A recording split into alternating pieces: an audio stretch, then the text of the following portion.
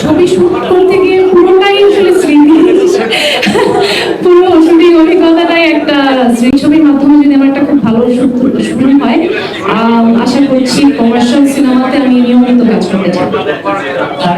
কারণ আমি আগে ধরনের ক্যারেক্টার করিনি, কারণ আমার কাছে মনে হয়েছে আমি যখন চলচ্চিত্রে কাজ করতে আসবো, আমি কোনটা নাটকে করিনি, কোনটা ওটিটিতে করিনি, অনেক ধরনের ক্যারেক্টার তো প্লে করা হয়ে গেছে, কিন্তু শুধুমাত্র গল্পের জায়গা বা ক্যারেক্টার জায়গা না, পুরো কনভিকশনের জায়গা থেকে আমার কাছে মনে হয়েছে এটা এমন একটা শেড গল্পে আমার ক্যারেক্টারের, এটা it's actually rare in Bangla cinema.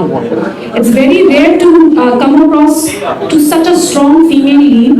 একটা কমার্শিয়াল সিনেমাকে আমার মনে হয় এই ছবির পরে আমাদের যারা ডিরেক্টর আছেন, এখানে প্রডিউসার আছেন, ফিমেল লিডদেরকে যে আরো ইম্পর্টেন্স দেওয়া উচিত, এবং সেটাকে আপনি করলেও যে সিনেমা যে আর্ট ফিল্ম হবে না, নারী কেন্দ্রিক হয়ে যাবে না, এটা মাথায় রেখে জাস্ট আমি সঞ্জয়দাকে ধন্যবাদ দিতে চাই যে উনি আমাকে একটু স্ট্রং একটা ক্যারেক্টার দিয়েছেন, এবং বাংলাদেশের সিনেমায় স্ট্রং ফিমেল ক্যারেক্টার্স হয়ে থাকবে।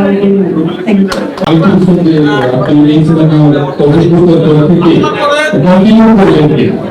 ইউ। আমি এখানে একটা ছবি করতে আসিনি, আমি আসলে অনেক ছবি করতে এসেছি। সো আশা করি এই ছবির মাধ্যমে যদি আমার একটা খুব ভালো শুটিং হয়, আশা করছি কমার্শিয়াল সিনেমাতে আমি নিয়মিত কাজ করতে চাই। আমি একটু জানতে চাচ্ছি যেহেতু এখন দৃশ্য আপনাকে দেখা যাচ্ছে, আগে আপনাকে কখনো এই অবদান দেখা যায়, একটু যদি আমাদের দেশে তো ফিমেল লিড এবং অ্যাকশন দৃশ্য আমরা দেখি না, আপনাকে অ্যাকশন দৃশ্য আমরা টিজারে দেখেছি, প্রিপারেশনটা কেমন ছিল, কতটা চ্যালেঞ্জিং ছিল, পাশাপাশি সঞ্জয়দার সাথে কাজ করার অভিজ্ঞতা? সঞ্জয়দার সাথে কাজের অভিজ্ঞতা আমার আগেই ভালো ছিল, এই জন্যই আসলে সাহসটা করতে পেরেছি ইনসাফে অভিনয় করার।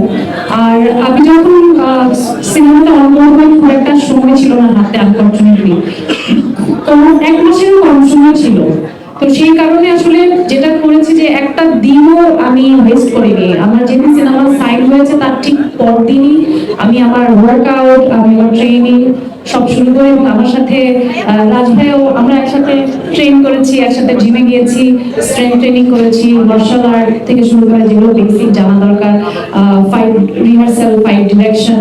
তো আমার খুব মজা লেগেছে, আমার কাছে মনে হয়েছে যে একটা কাজের প্রসেসটা আমি খুব এনজয় করি, তো সেটা আমি কাজের করার সুযোগ পেয়েছি। এমন কোনো ঘটনা আছে ছবি গিয়ে মানে স্মৃতি হয়ে থাকবে?